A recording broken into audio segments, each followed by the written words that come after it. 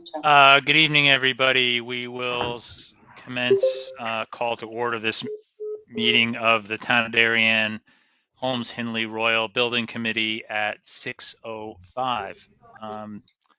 Thank you, everybody, for logging in.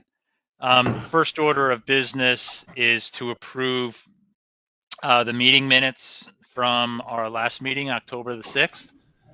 Can I get a motion to approve those meeting minutes? Dave Martin moves. Second. Jameson seconds. All in favor? Aye. Unanimous.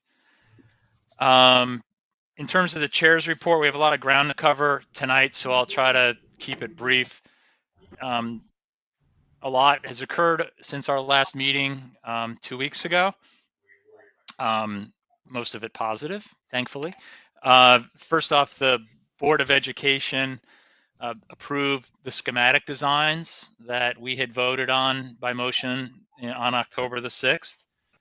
The Board of Education also agreed and passed a motion to ask for the care, custody, and control of 32 Hoyt Street, which we also call the Curtis property.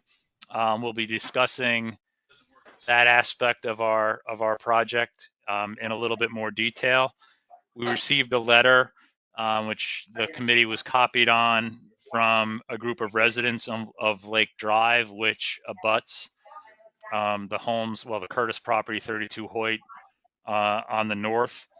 And in our discussion, we will seek to respond to as many of the points raised in that letter as we can. Additionally, the MEP subcommittee has done a bunch of diligence and further thought and work on the MEP aspects of the schematic design, and we'll discuss that as well this evening. Today, we had a meeting with OSCGNR in Hartford, talking about timelines and next steps. Dave Cravanzola will report on that when we get to it a little bit later this evening. We had a very productive meeting with the design team on Monday with planning and zoning, got a lot of good input from them. And then the design team presented its schematics to the architectural review board last evening. And we got some input from that board, which we are going to take under advisement, and the architectural design team is going to respond to that. The other thing we are doing is, and we'll talk about it a little bit further as we get into discussions this evening, working on refining, getting more clarity on what will likely be increased appropriations requests as they relate to 32 Hoyt and as they relate to the aspect of our project, which is the roof replacement repair. And I think we will probably have some more clarity on our next meeting in terms of our goals and when we think we can present to, and we'll talk about when those meetings are scheduled to come up and how we can get ourselves ready for those. Board of Selectmen, Board of Finance, at the various committees of the RTM, and ultimately to the RTM. One request, just as a housekeeping matter, we get occasionally, and it comes in to different points. Some have come into me directly, some have come into our architectural team. We get members of the media reach out to us from time to time, wanting comment, wanting information, wanting to discuss the project. Please don't respond directly to those. If you would, just refer those to Jill and to me, and we'll, in each case, they probably warrant a somewhat different response. We do have a town media person who we work with, but we should keep that coordinated and through one specific channel. So just reiterating, I'd appreciate if people didn't respond directly to members of the media.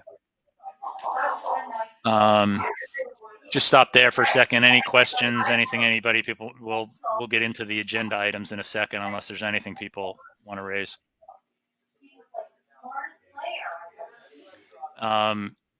We do have Eric Kyer's got a bit of a time constraint, so we'll try to move fairly quickly through some of the design items.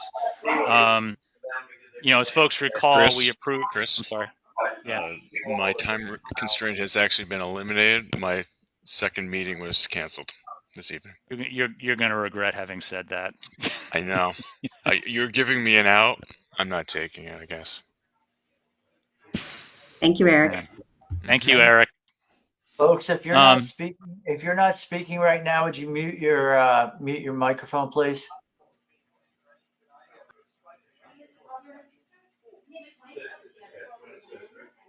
So the first item is, you know, as folks know, we spent considerable time. We went through the schematic design at our last meeting and approved that, subject to some additional due diligence being done, in particular on the MEP front. One item that we'd like to just discuss, and Eric can go through it in some more detail, is something of a refinement to the bus loop aspect of the design on Hindley. I think it still falls within the scope of the schematics that we approved, but we wanted to bring everybody up to date on what's being proposed there. So Eric and Travis, if you guys want to, or Joe, if you guys want to put that up.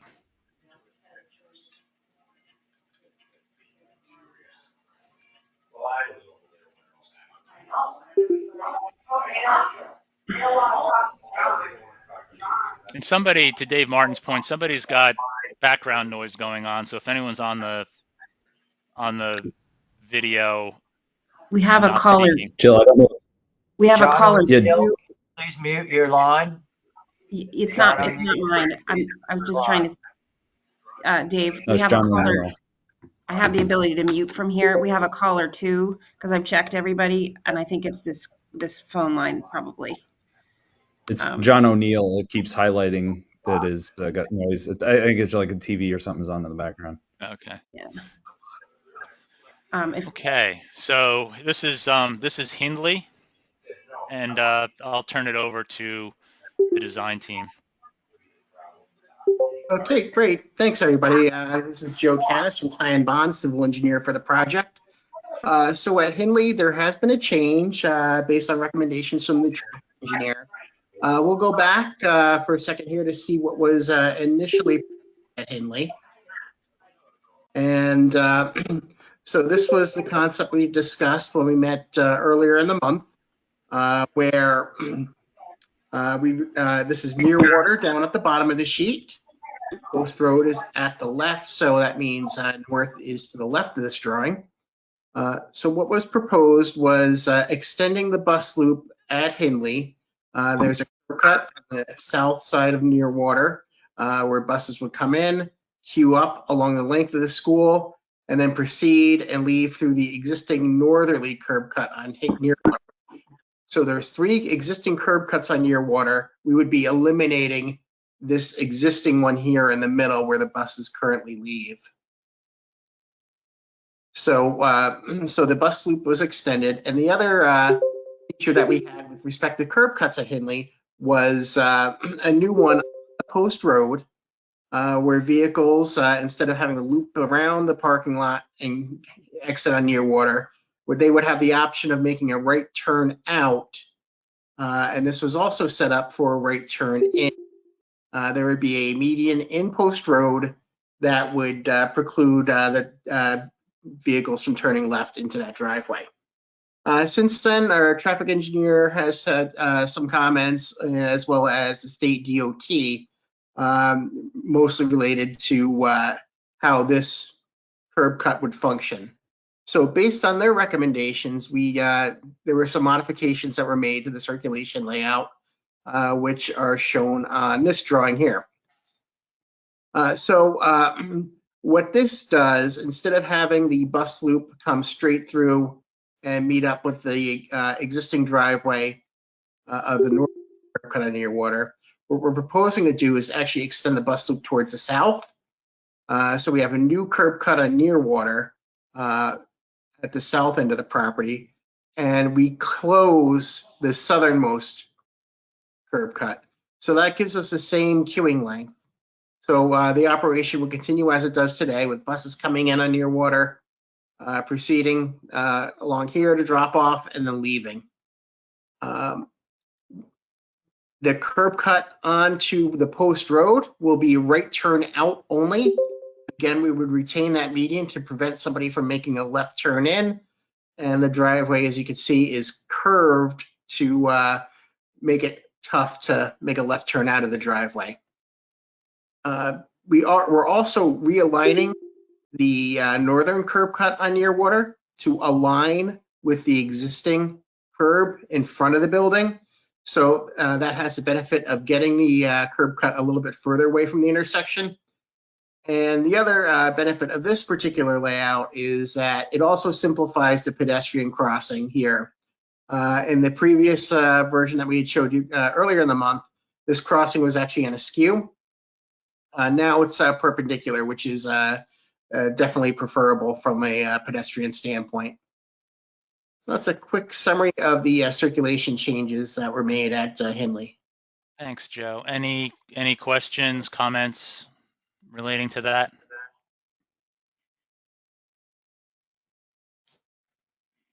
Thanks, Joe. Next item is 32 Hoyt Street, and I'm going to likewise turn. Sorry, Chris.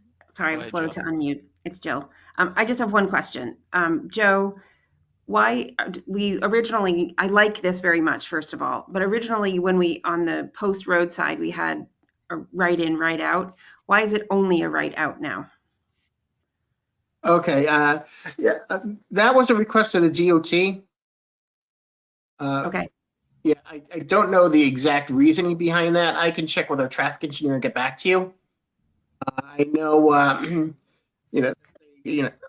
they had some concerns about, why would somebody make a right turn in when they can make the right turn in down here, I think is part of it. But I could get the specific reasoning from our traffic engineer. That would be great. To Jill's point, one of the issues is, excuse me, the queuing on Nearwater will remain with the cars that are now trying to get in. If the only entrance is on Nearwater, there will still be a queuing issue with the cars. And potentially still some of the adverse parking selections that we see.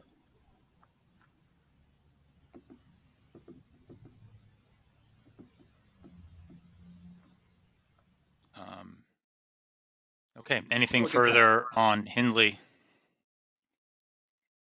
Again, this is really just a refinement of the schematic design that we had approved 2 weeks ago.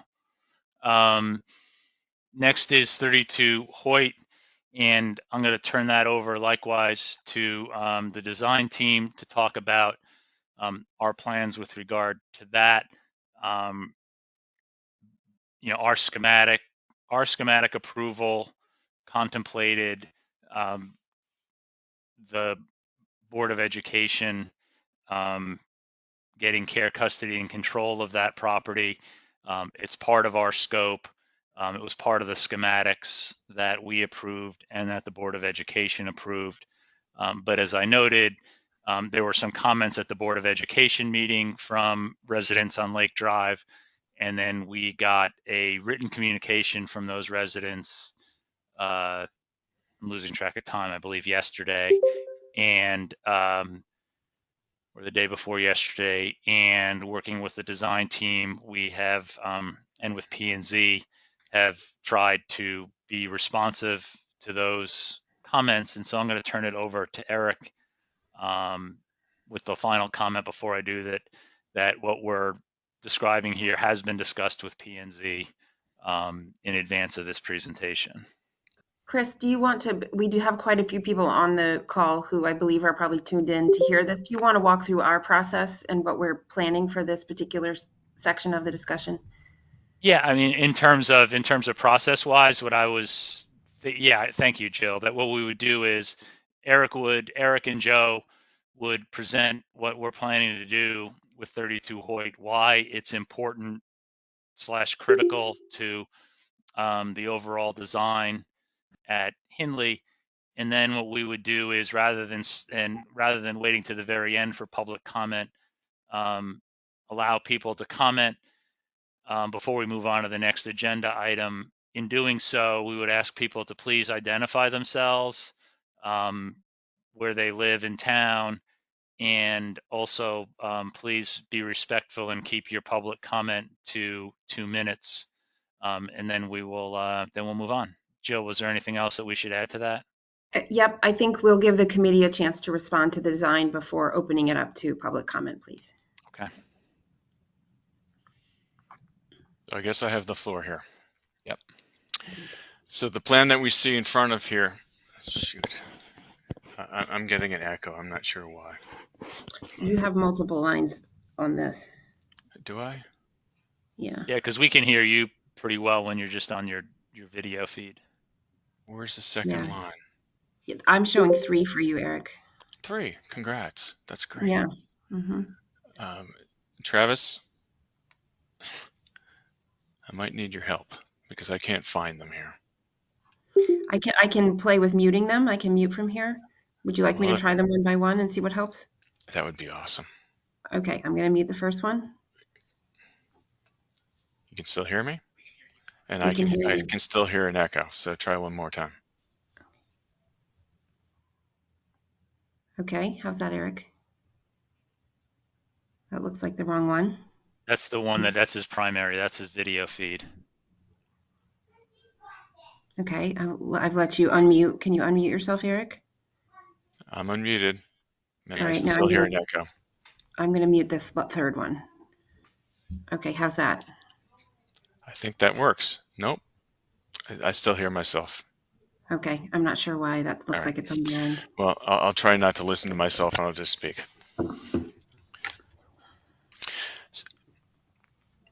Okay, so the plan in front of us here is the plan that was submitted for schematic design. And it's also the plan that was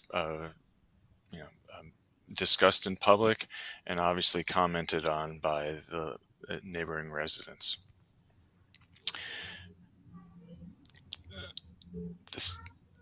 We have 3 major issues, 3 major points that we're trying to accomplish. The first one is emergency access and the service road as part of this property. The second is stormwater management, and the third is parking. In a second, you're going to see that we actually modified this plan fairly substantially, and hopefully to everybody's benefit, where we have removed the parking from the 32 Hoyt property, and we're proposing to do some additional parking at the north end of the north lot and the south end of the south lot to accommodate the additional parking requests and requirements by the school. In terms, and if I can, I'll just start by addressing the emergency access and service road and why that's critical to the school.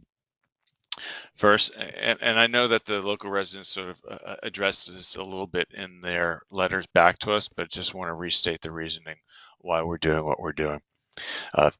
First, providing garbage removal across the parking on the playground has been done for years. We understand that, but that doesn't mean that it's safe or a sanitary solution.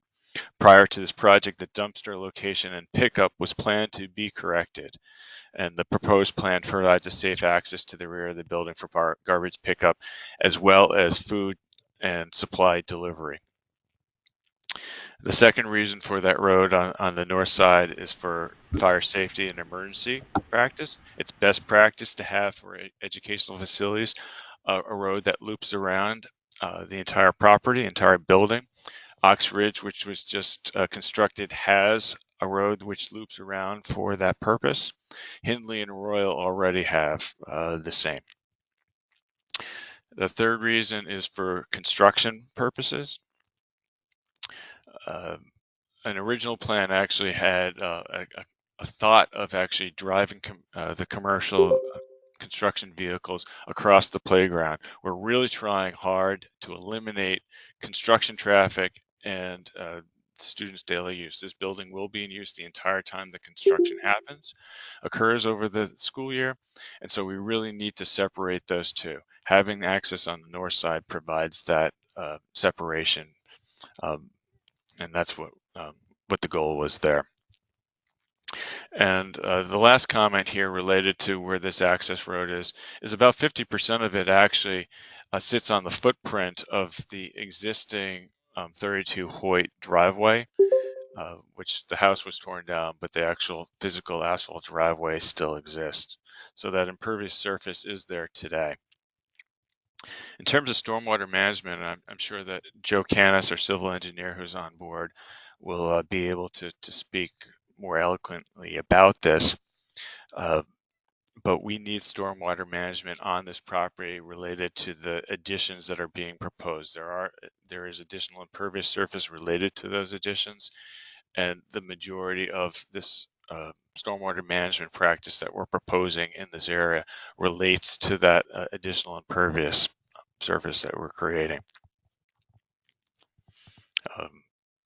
Currently, and again, I think Joe probably will speak more eloquently about this, but the current stormwater management happens within the town's woodlands currently. It basically is a natural depression, and that's where water is collected and seeps into the ground. By providing this additional storm detention basins, we will be able to collect that water and hold it for a period of time before it gets released into the ground. And so it will, even though there's additional impervious on campus, that detention basin will collect it, and so it won't have any adverse effects to the neighboring residents. And then finally, we heard loud and clear that this parking lot isn't preferred in this location for a number of reasons. One, that it's depressed and that there's some concern about it being somewhat out of view. Second has to do with light, basically potentially being emitted to the neighboring residents. Third is the potential additional noise from that. And fourth is just basically the removal of existing trees in that area to provide the parking in this place. And with that, Joe, if you can show the proposed alteration plan.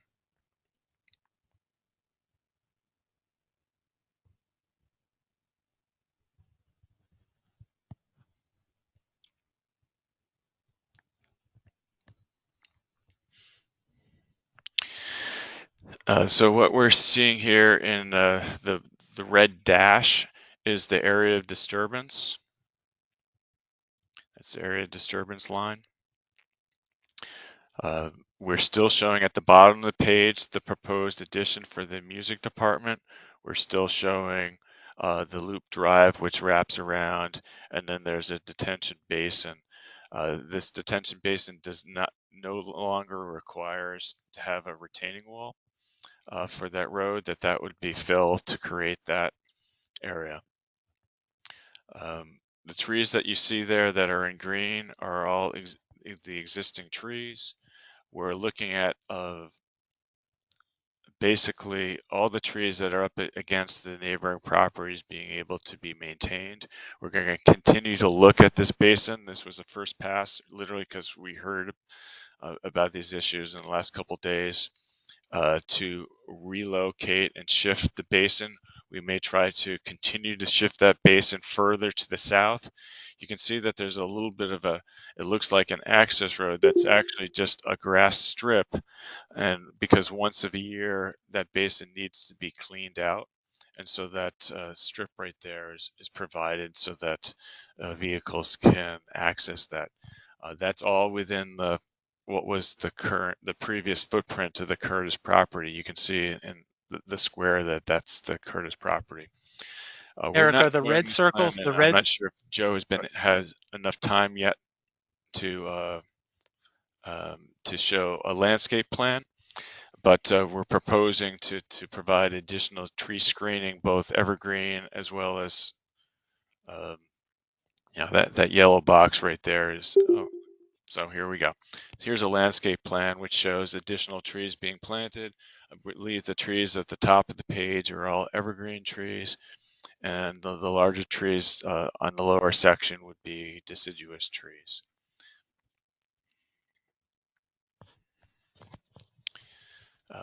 With that, and then you can see at the top of the page on the right, instead of providing 5 parking spaces there, we're proposing to provide 10 to make up some of the difference of the parking that was previously proposed in the 32 Hoyt property area. And then with that, providing 3 new trees in that area to provide some screening. I could also have some hedges as well, or shrubs, whatever is most advantageous to the neighborhood. With that, I think I will turn it back over to Chris, and or maybe Joe, if you'd like to fill in the blanks with anything that I missed. Okay, yeah, sure, Eric. Just 2 quick points on the original drawing. You can see here the let me go back one. Okay, so this was the original concept. The limited disturbance was 12 feet from the property line at its closest. Under the new scheme that we're working on, we've increased that separation distance to 33 feet. Just something to point out. So we've certainly doubled what we had before in terms of separation. Great. That's all I had, Eric. Any thoughts or comments from members of the building committee before we take public comment? What's the difference? What's the difference in parking that we were going to have gained? How many additional spots versus now the changed version? What is the total amount of parking spaces added? Okay, so the initial version had 15 in this lot here, plus 5 over here, so we're plus 20. With the revisions, our parking count goes down. We've added 10 here, and we've added 6 here, so we're plus 16. So we're down 4 with the new version. Okay, thanks. Are the red trees ones, I think this is what you were going to ask, Chris, are the red trees The ones being removed. the ones being removed? That's correct. Yeah, the ones in red are trees that are proposed to be removed. So a number of those, it looks By like the a way, number of those those are are actually where the addition's going to be put in. That's right. The majority of the trees would be removed regardless of whether or not there was a stormwater management or the wraparound road, because most of those are right up against the existing building in the area of the footprint of the proposed addition. Those trees that are planned to be removed are 6-inch diameter or greater. There are some additional trees that are smaller than that in that same area.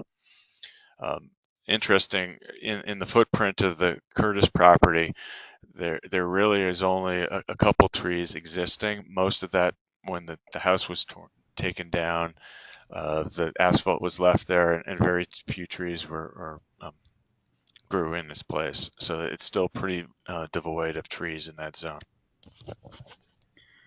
So the existing asphalt is by that number 68, is that correct? Down below Here. the I'm sorry, yeah, the existing asphalt, I'll trace it out here. We can see that existing driveway is. You see that red line coming up on the screen there? Yeah. All right.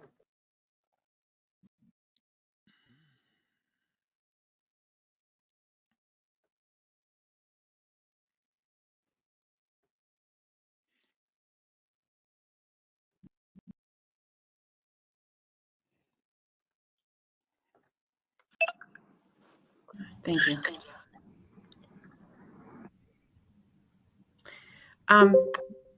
Joe, can you talk a little bit more about, Eric was touching on it, but the stormwater. My understanding is that now, because there isn't a detention basin, actually a lot more of the stormwater is running off into the woodlands than should be.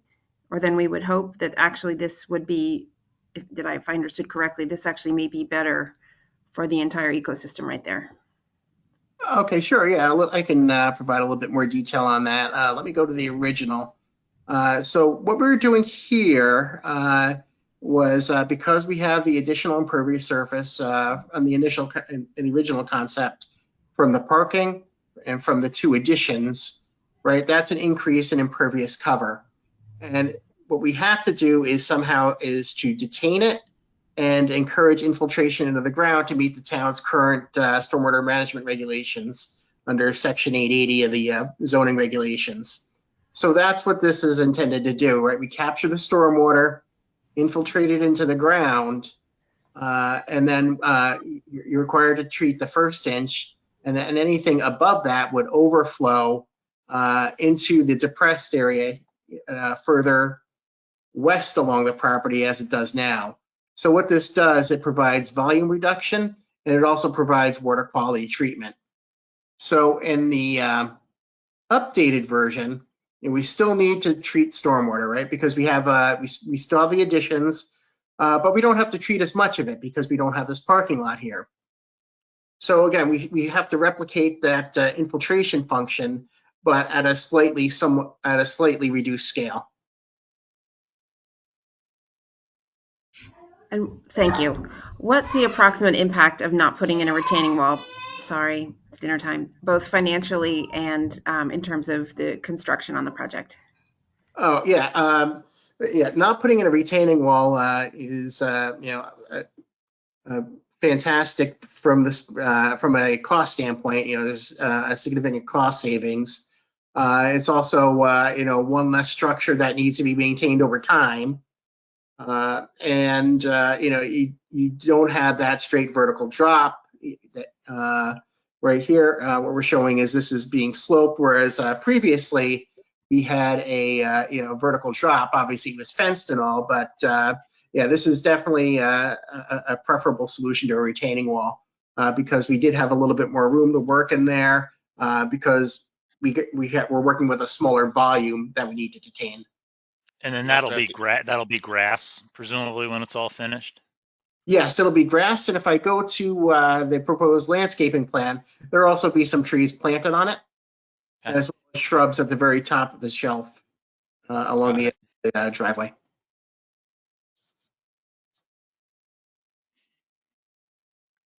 Thanks, guys. Anything else from the committee members? I think, Chris, maybe you're about to say this, but yes, actually I have one question about parking. I wanted Alan or Kevin to just speak to the reduction in 4 spaces. But also, Chris, you and I were talking about how helpful it was to hear in writing, and Eric, you mentioned it, in writing from the neighbors. It was extremely helpful for us to fully understand what the concerns were. We hope we've been responsive. But thanks to those neighbors for writing in and sharing their thoughts. So Alan.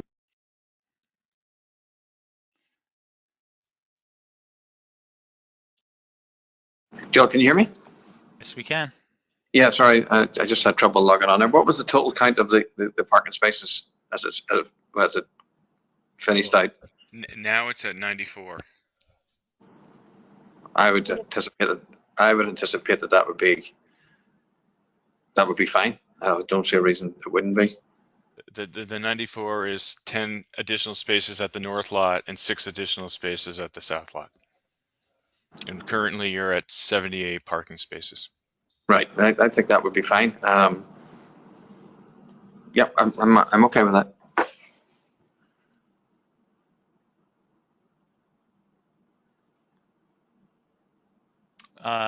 Great. I think with that, Jill, unless you had anything else, I'd like to move on to opening for public comment on this topic.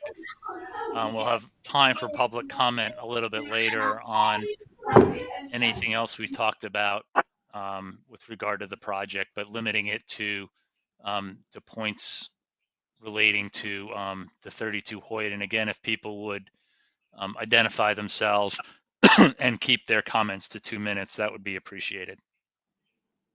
And if they could also, I see 2 of you already have, please raise your hand. I'll just go in order But I believe I also have to unmute you. Thank you, everybody. Start with Mike and Megan. I am sending an unmute request now.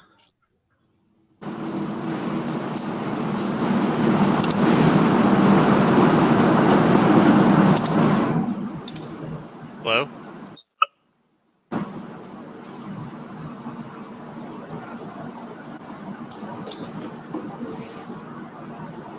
Mike and Megan, I'll try that again. I'm sending an unmute request. See if you can unmute yourself. Dr. Adley, can you mute? I can, yes. Okay. Thank you. Let's try Richard Grimm, and we'll come back around to Mike and Megan. Richard, I'm sending you an unmute request. Is that working? Okay. Did that work? Yes. Thank You you. can hear me? Okay, great.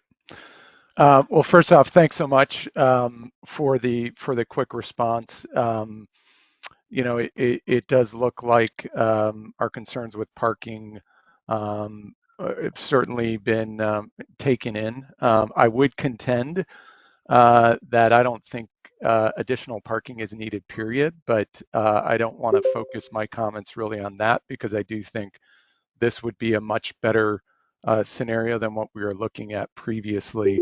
You know, I do want to still look at the service road, and I would contend that I still, you know, I don't think it's necessary. I did hear the point. You know, garbage collection, I'm not aware of any issues. I've been living, you know, on Lake Drive for over 15 years. I'm not aware of any issues that have ever come up. So I would just suggest that sanitary issues I don't think are meaningful. You know, on the fire point, I heard the point about best practice. You know, I would say though that obviously it's deemed that it's sufficient the way that we're doing things today. Otherwise, um, you know, homes would not be operational. So I would just suggest that while may be a benefit, it needs to be weighed against all the negatives. And then for the construction materials, again, I don't think that's a reason to justify putting in the service road. Um, you know, having heard everything that everyone 20 is saying, seconds, and Mr. Graham. just the slope there is really significant. My concern would be that you're putting in still an unnecessary service road. I don't know, you know, that this stormwater basin will be sufficient. I think if you look at FEMA, if you look at Thanks. different Time, other, please. okay. Just to wrap up, the question would be is if that stormwater basin will be sufficient. I think without the service road, you know, the property's been functioning fine otherwise, but I'll take a pause there. Thank you. Thanks. Jill, can you unmute the next person? Yes, and I see that Mike and Megan are unmuted already. Well, is it working? You appear unmuted on my end, but I can't hear you.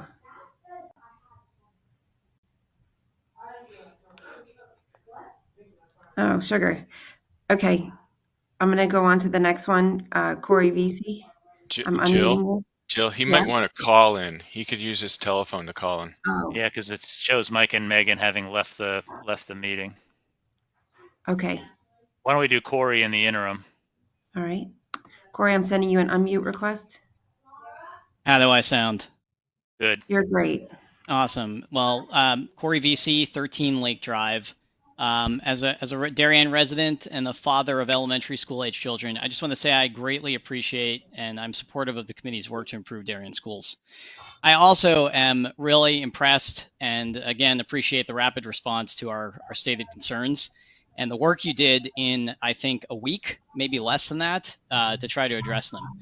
I would love to hear the builders or the committee talk about the need for the drainage basin. I'd like to understand better whether it comes from existing deficiency in draining, it comes from needing to expand drainage because of the new structures, or does it come from the service road?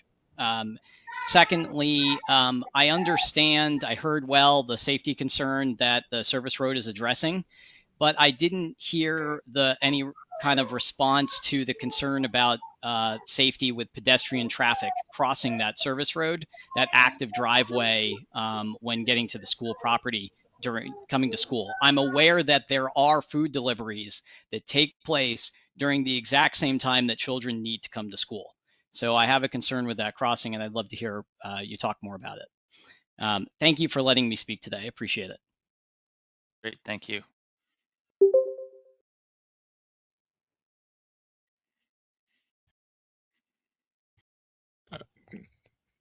Chris, do you want me to address this? Yeah, I think on the, yeah, if you don't mind, I think certainly on the drainage, I don't know if we have an answer on the, I mean, if we do, great, but let's talk about the drainage if you don't mind.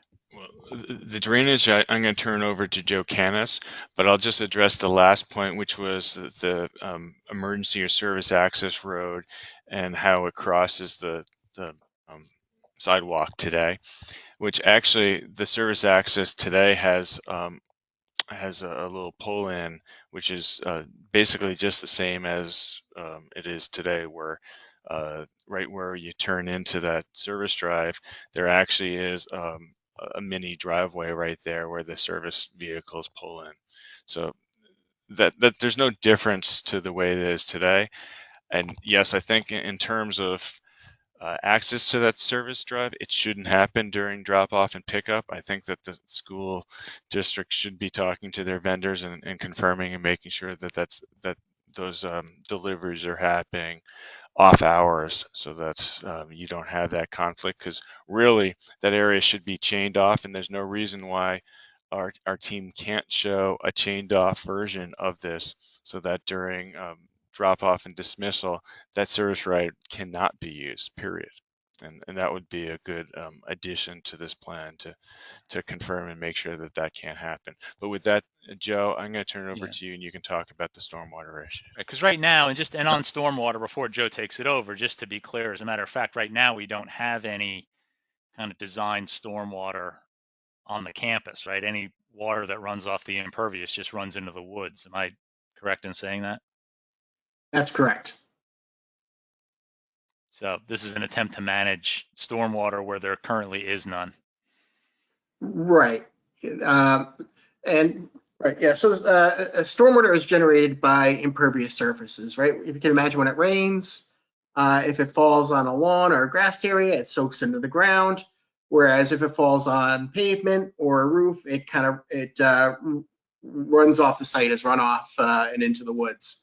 So the more runoff that you have, the greater the amount of flooding, the greater amount of whatever washes off the pavement gets transported in a waterway. So what we're trying to do is to replicate that natural hydrologic cycle, and also prevent the wash off of sand, grit, other particles, trash, debris that tends to collect on parking lot surfaces. So and the reason why there's no existing facilities on the site of this magnitude is because the stormwater regulations have changed quite a bit. They've evolved over time. So because we are proposing new impervious surfaces as a result of the addition, both of these additions, we have to address that increase in impervious surface. And yes, the service drive does add impervious cover, but we're also taking away impervious cover by removing this driveway. And you can see that they're roughly the same area. So that the service drive and the existing driveway are probably a wash. So that said, what we're trying to do here is treat and infiltrate the runoff from the two additions, right? So we're collecting it through pipes and piping it into the stormwater basin here. So what happens is inside that basin, it starts to fill, water infiltrates into the ground, right? We're also trapping any debris that might get in there, which is a benefit. There's really none of that now on the site. So what we're proposing in the catch basins, which are the inlets that are placed in the parking lot and in our service driveway here, they all have sumps, right? So a sump is basically 2, 3, maybe even 4 foot deep space that lies below the outlet pipe, right? So debris gets in, it gets tied up in a sump, and the water rises and it starts to flow out of the pipe into the detention basin. But before the pipes even make it into the detention basin, we have a what's called a gross particle separator. And what that does is if you ever made a drink from a powder and stirred it in the glass, you always see that little bit of sediment on the bottom.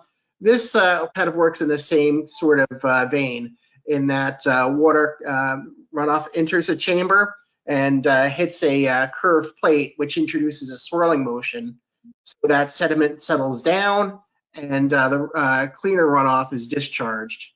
So already renovated a good portion of the stormwater before it gets to the basin. But then there's the infiltration component, which we still need to do to meet the town's stormwater requirements, as well as the requirements of the state. So that's why this basin is here, right? So water fills in the basin, it starts to sink into the ground, but we only need to infiltrate the first inch of runoff over the area of our proposed impervious surface. Dictates the size of the basin, and once we start to get into larger storms, what will happen is that runoff will overflow. You can see here we have an overflow weir, which is basically a stabilized surface. Probably gravel or riprap.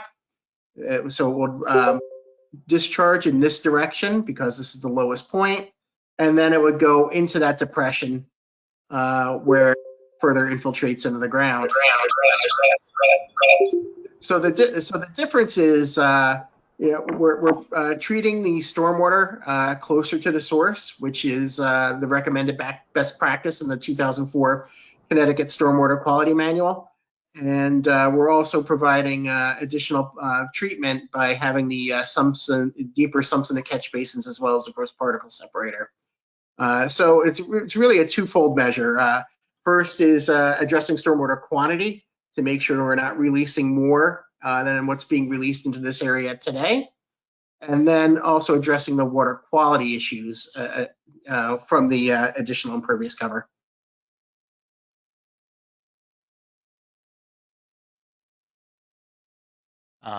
Thanks, Joe. Can we go to the next? Yes, comment, I'm Joe? sending John O'Neill and oops, that's the wrong one. And unmute. No, he should be unmuted.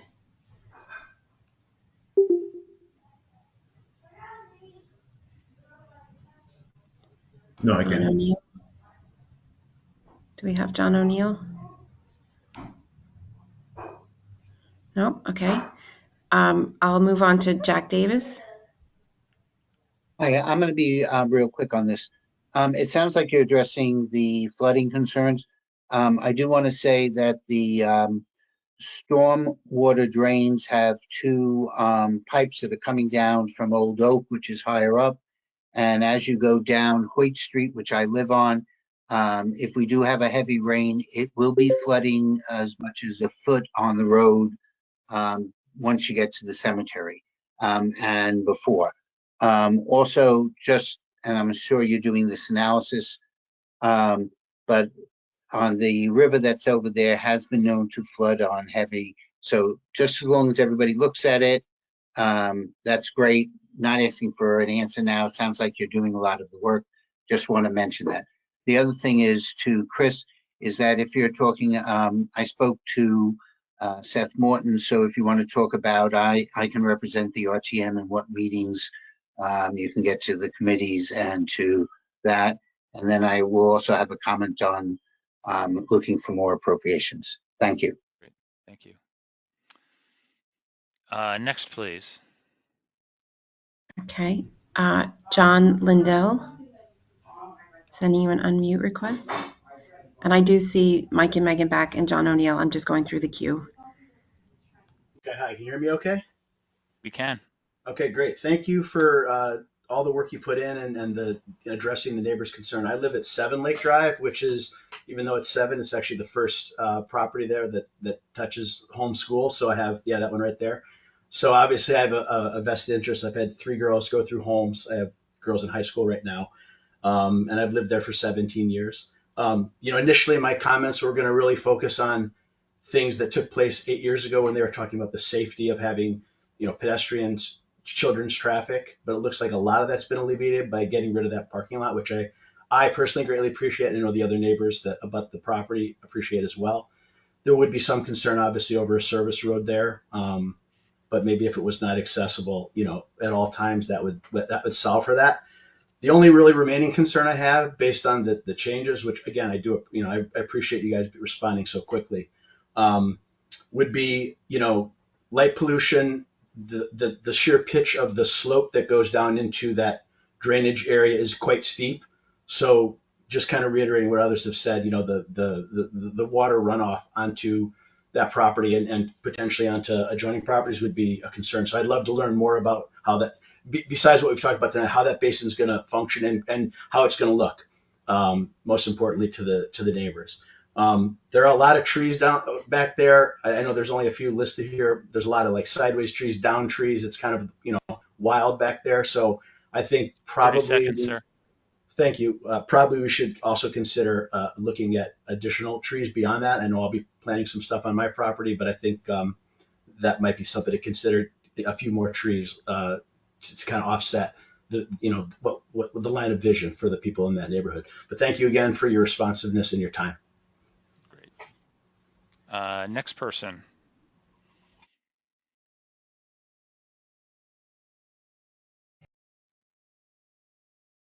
Who do we have queued up next? Mike and Megan, I just sent you an unmute request. Great, thanks. Can you guys hear me now? Yes. Okay. Perfect. All right. Sorry about the technical issues earlier. Thank you so much. I'm Mike McBrien and live at 17 Lake Drive. I would also like to thank you for addressing some of the earlier concerns, but have a number of questions kind of outstanding. One, what is the total net amount of trees being removed? I'm still actually unclear about this. How is the road going to be monitored? This does create a risk for nefarious behavior. So I'm just kind of curious about that point. And three, it's still a little unclear to me how it makes sense that one of the reasons for this permanent road is for the use of construction that's temporary. So I'd love for you to just address those, and thank you for letting me speak. Eric, would you like to show on the plan where construction would be staged if we did not stage down there?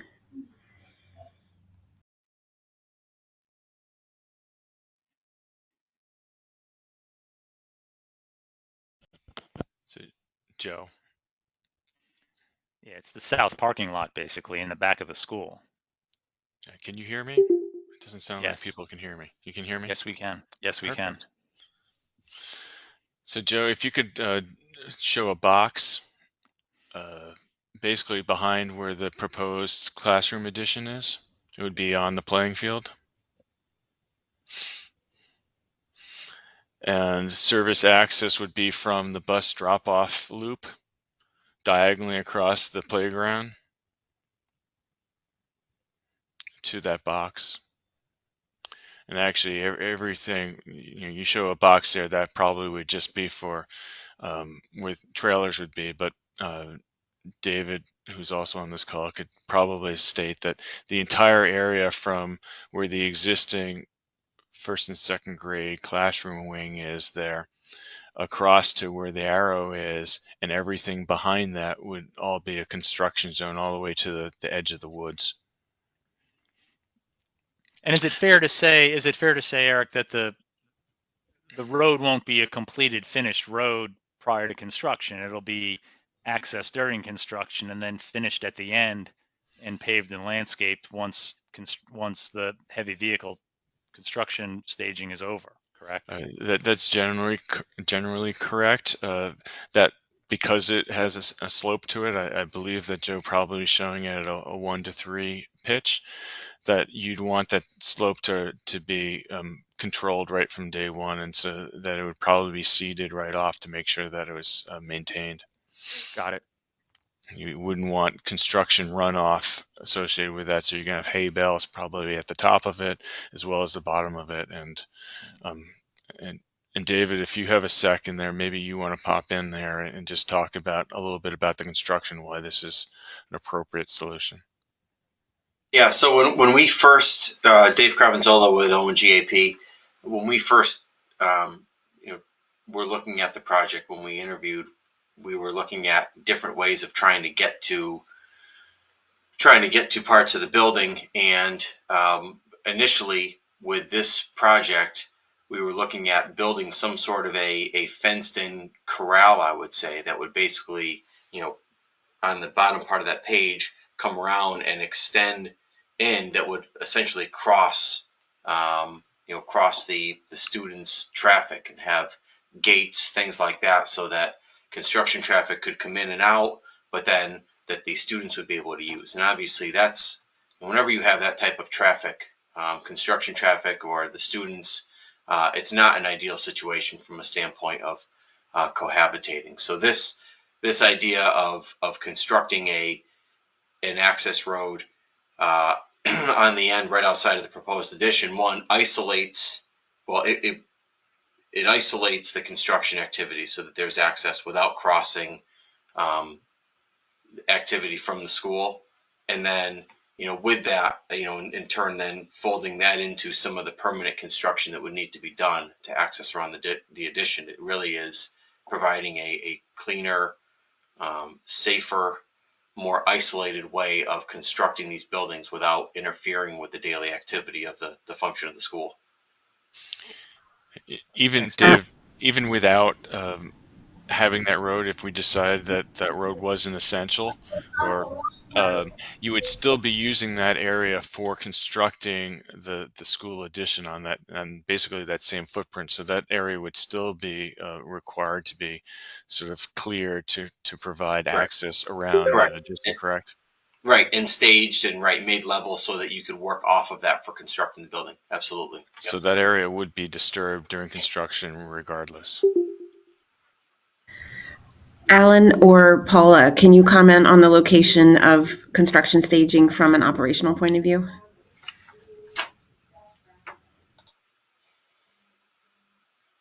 Can you hear me, Jill?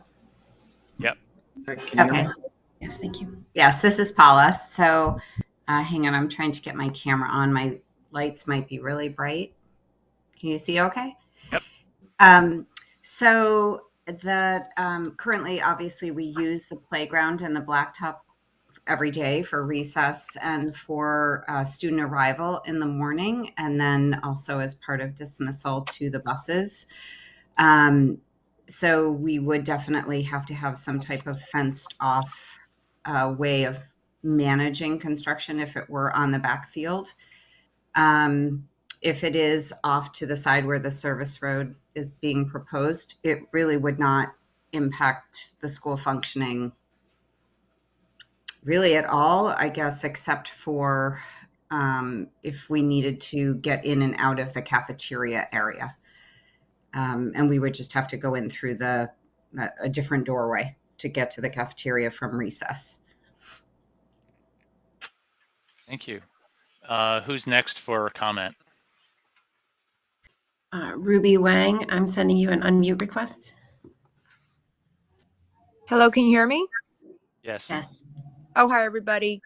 Ruby Huang, 12 Lake Drive. I've lived on Lake Drive for 10 years. I've had 2 children matriculate through homes and third one now in first grade.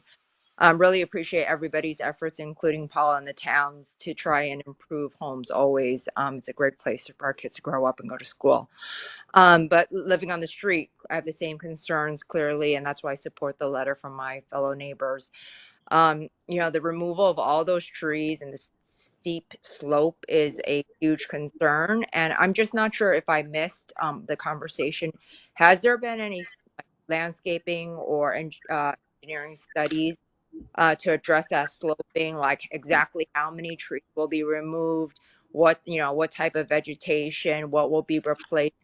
I mean, from my own personal experience, I had an adjacent property be redeveloped into a new house, and they removed a lot of trees. I didn't think it was a big concern, but there was a lot of runoff, and it's just from a residential, separation order. And and that, we worked through it and everything's fine now, but this is a really big deal, taking down a lot of privacy, very mature trees and vegetation, and just wondering what if an outside professional company has come in and really evaluated this, and what, is the plan to kind of ensure that it doesn't create, adverse material impact on the neighbors up there.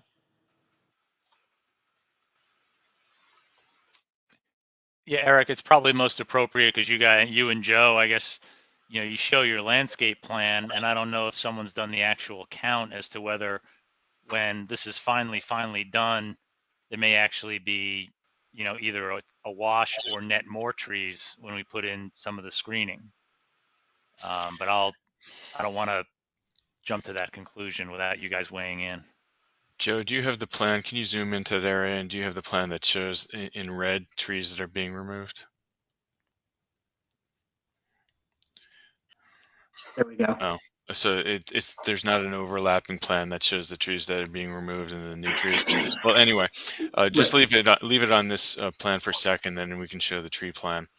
So again, I'm not sure if we have a perfect survey, but every tree that has been noted on this survey, we did notate, and every tree that's on the survey is a 6-inch diameter or larger, so that they would be considered mature trees, and typically not just in Darien, but any town in the region qualifies tree removal based on the size of the tree. So if you have a sapling in there, it doesn't count as a tree until it's a 6-inch diameter.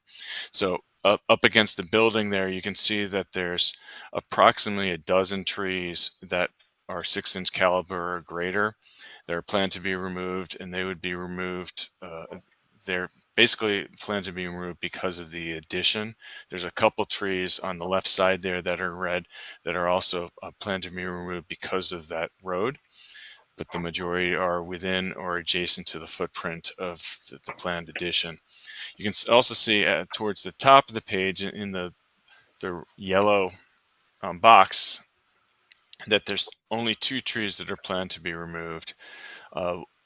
One is a Japanese maple that's on the property there, and the other is I think it's a 20-inch pine that's at the bottom there, right by where that hand is being shown.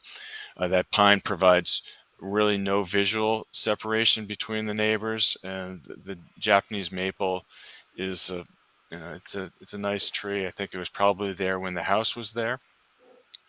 And as we're looking at these plans, and again, we've had literally 2 days to address the modifications from the former plan with the parking on the site to this plan. So it's been a very quick exercise to get to the point where we are so that we could share something with you this evening. We can continue to look at that. More importantly, and Joe, if you can now transition to the proposed planting plan and can zoom in a little bit so people can see that a little bit better. All right. So all the smaller circles at the top of the page, those are shown as evergreen trees that would be planted in between the existing trees to provide, as they mature, would provide visual screening year round. Currently, there are no evergreen trees in there. In the wintertime, I'm sure there's a pretty clear view straight across.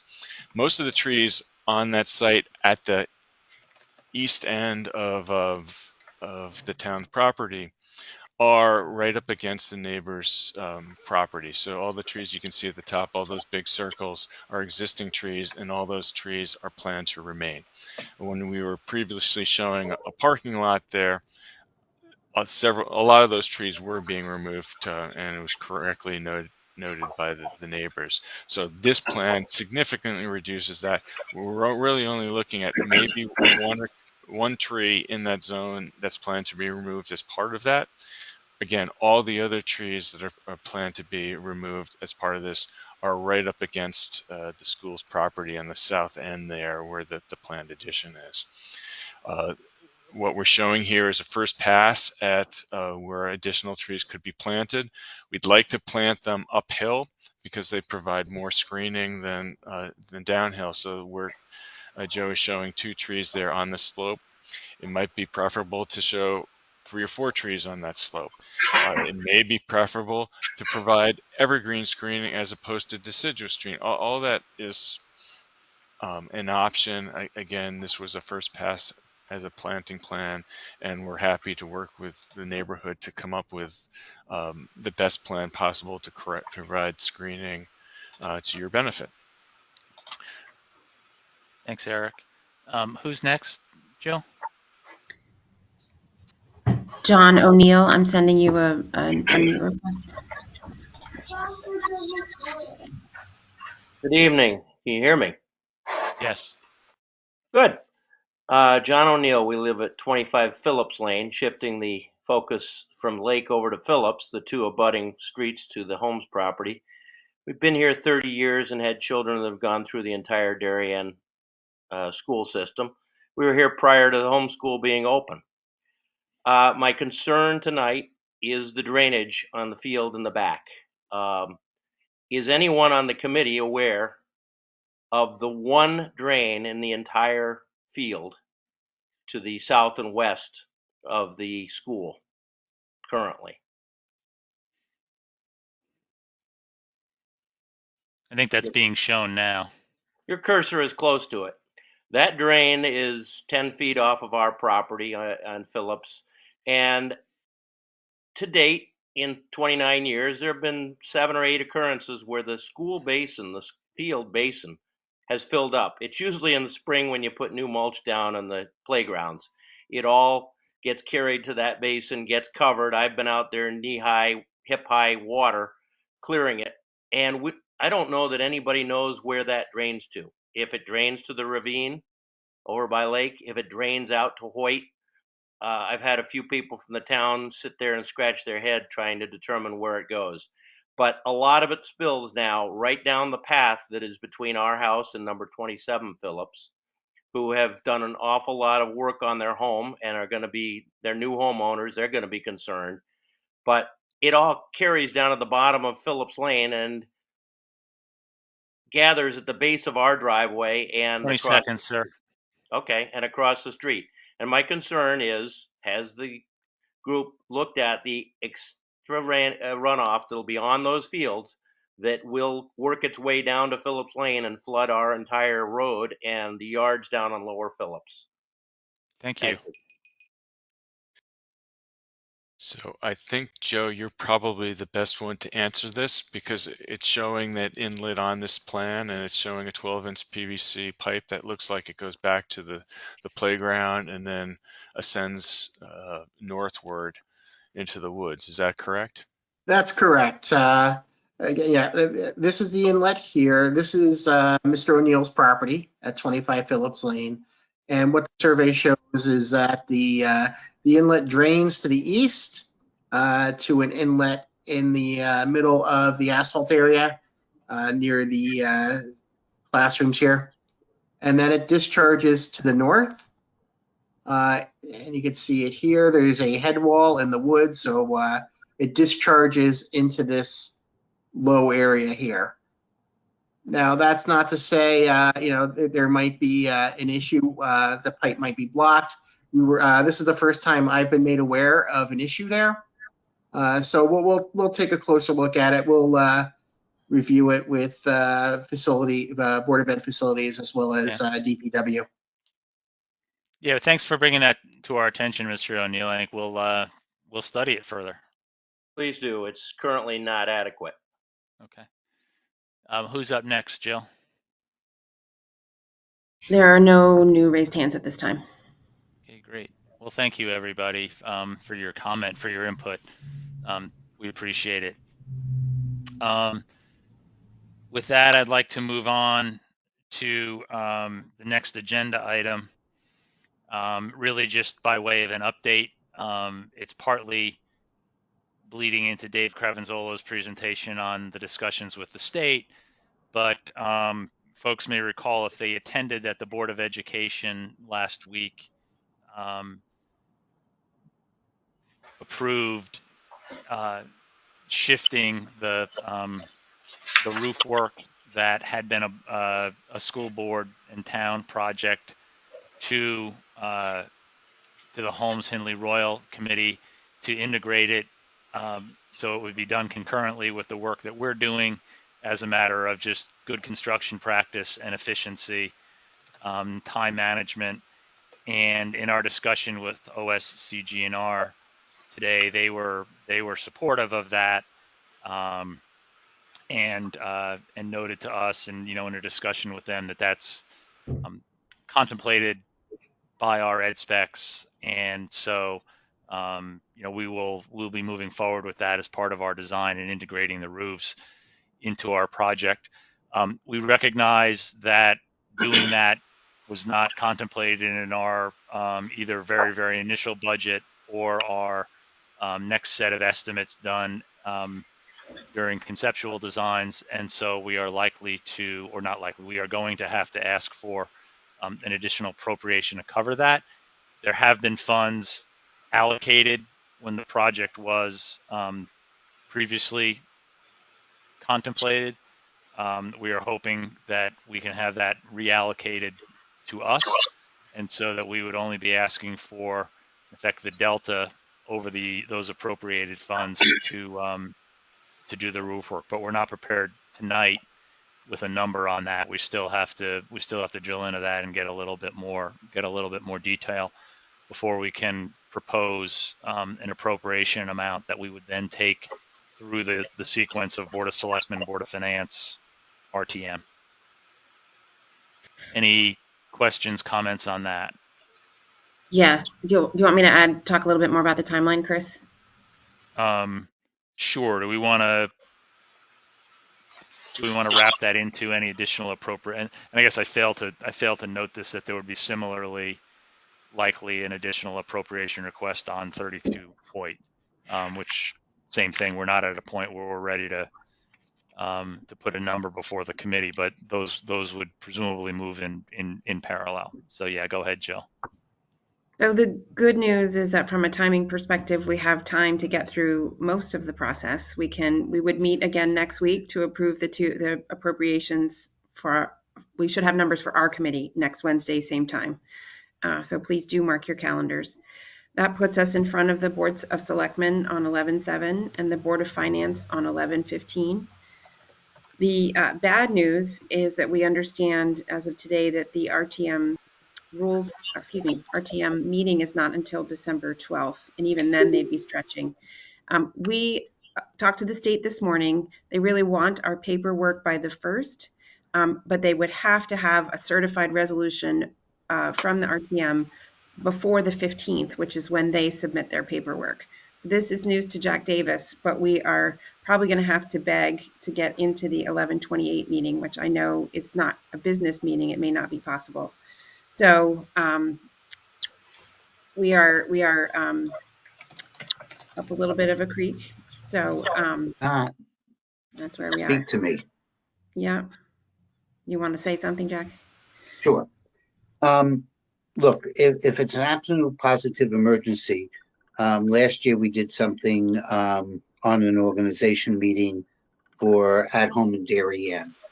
But since the committees are informed until the 21st, if you really want some of the committees to start to look at this, have to get us the information in October so we can possibly have the current committees as they're organized prior to November 8th, at least provide an opinion so that we could then go and move forward.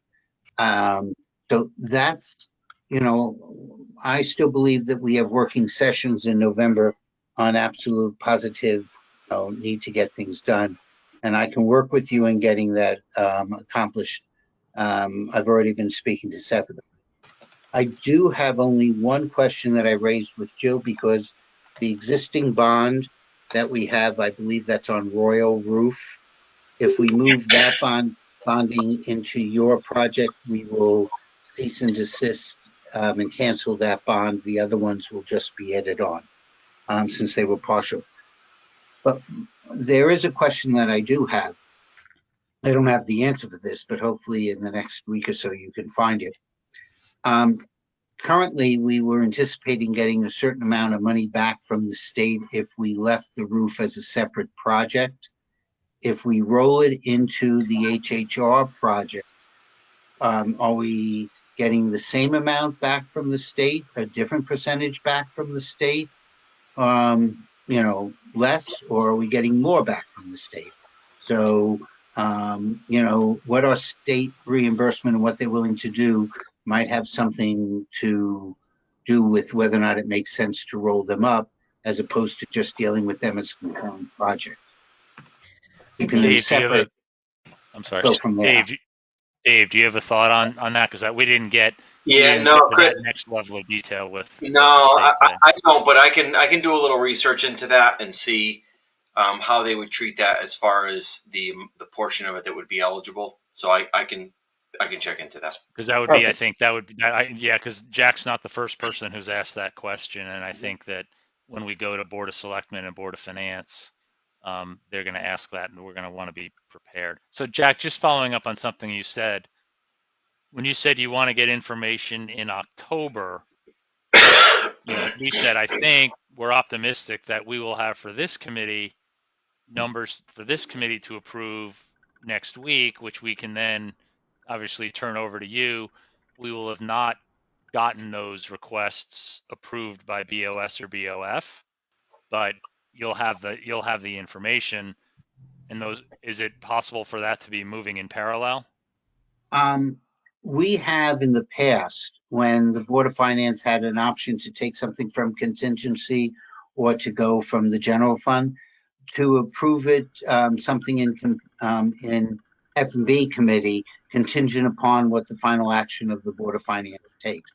In this particular case, what we would do is vote on those issues in the existing committees as they exist prior to November 8th. And then when we go into the meeting on the 28th, we meet on the 14th, but we could also meet on the 28th. Either one. I guess the 28th would make more sense because Board of Selectmen, Board of Finance. The former committee chairs would report on what the prior committee had reported on, and therefore we would be able to vote on that. Because we do have a meeting, I believe, on the rules meets on the 21st. We meet on so we would know the committees by then, but we could at least give a tentative report. Look, I'm not anticipating this is earth-shattering. This is, to a certain extent, voting for kittens and puppies. So we should be able to move it through. But and the numbers aren't the numbers on reports. The numbers on a school by school basis aren't earth-shattering either. So. Yeah, I wasn't. And I at least already know from speaking to Jen that I believe it was about 800,000 on Royal. Will be, upon moving it over to you guys, we would, that would be eliminated from right. the and that would be bonding. a significant, right? That would be a significant percentage of the total roof budget. Right. But again, they all have to be done as they're three separate, but yes. Right. And that's why I sent you that email earlier today, knowing that you didn't have the answers yet, but right. Just giving a heads up. Okay. Appreciate that. One thing So I'd like does that work? I can speak to Seth later on tomorrow. He's probably watching the baseball game that I'm missing. One thing I'd like the committee to understand about why it really matters is because we are allowed to go back to the state for a reauthorization, but basically only once. So it doesn't make sense to do it for a known condition, because then that precludes you from doing it for an unknown condition. And given that we're doing 3 renovations, it's pretty important that we leave ourselves space. We keep that card in our pocket. Exactly. Yeah. So one other quick thing, if I recall,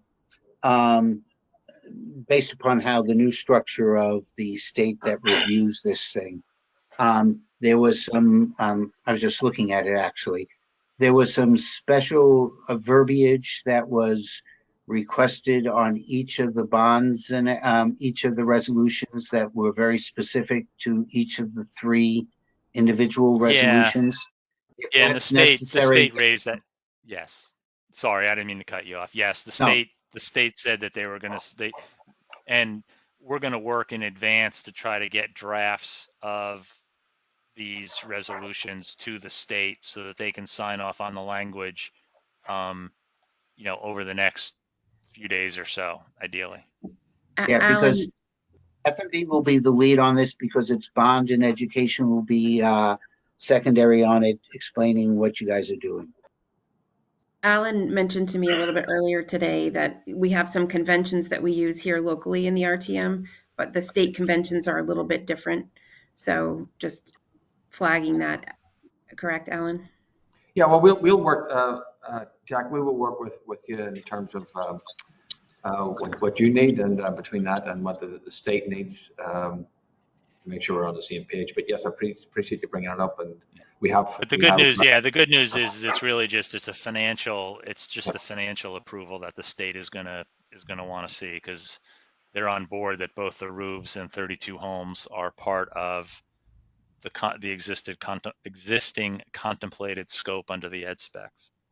So yeah, as I said, I don't anticipate any problem, and I can help shepherd it through the various groups that we need to in our end of the legislative body. Again, the one question is, what is the best way to orchestrate this so that the town of Darien, that gets so little money from the state, gets the most we can?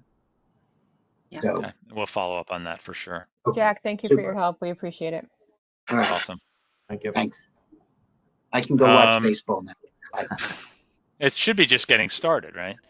Yeah, the San Diego actually is now ahead of the Phillies.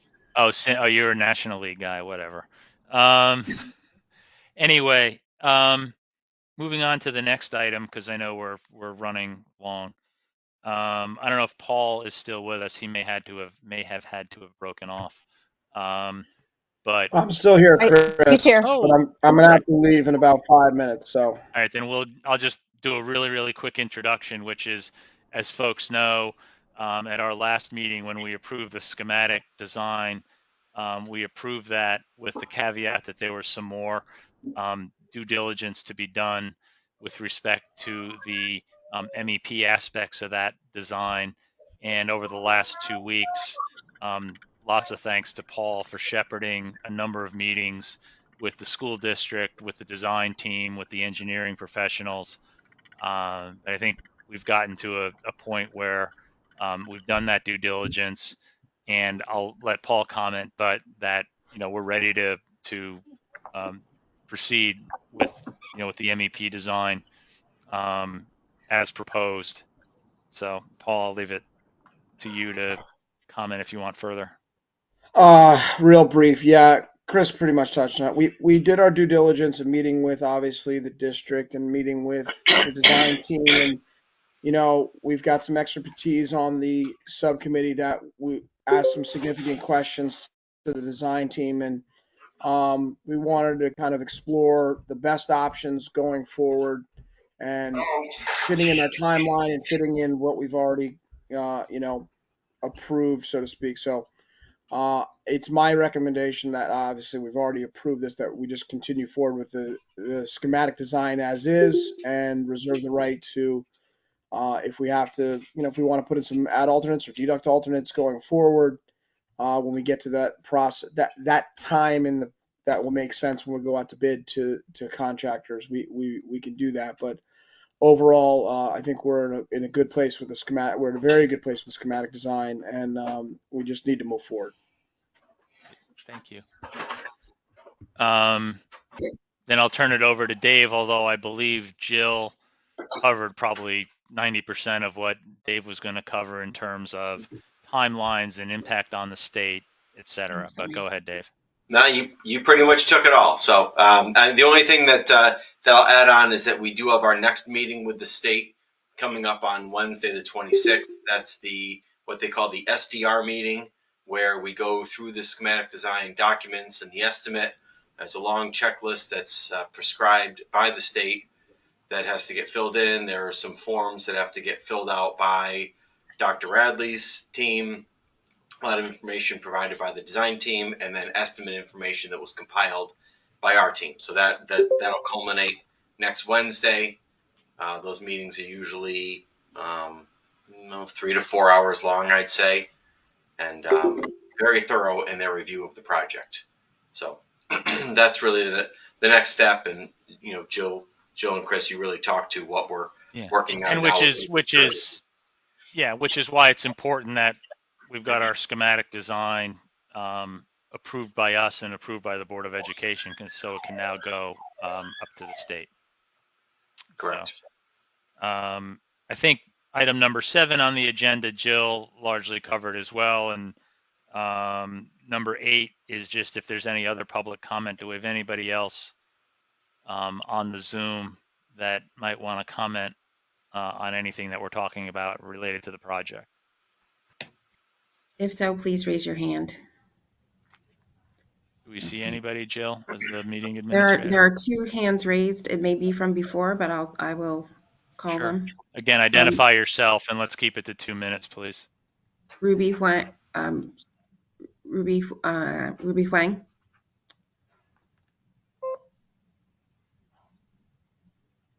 I've spoken. I've asked my question before. Okay. Okay, thank you. There are no other raised hands. Okay. Then the next item is just key dates review, and I think Jill covered that pretty thoroughly as well, and as modified by, or not modified, as refined by Jack Davis's input in terms of what we can expect next. Next week we're going to meet with the goal to, hopefully for less than an hour and a half, but with the goal to run through our proposed additional appropriation requests for 32 Hoyt and for the roof work. So we'll be working on sharpening pencils and refining those numbers in advance of that meeting. Anything else in terms of key dates and milestones that we need to be sensitive to, Jill? No, it looks like it's a good time to log off because the Zoning Board of Appeals needs this this link. Okay, can I get a motion to adjourn? Yes. Jameson moves, Jill seconds, all in favor? Yes. Aye. Aye. Okay. Thank you, everybody, for your patience and hard Thank you, work. everyone. Much appreciated. Thank you. Have a good night. Thank you, the public. Thank you. Bye.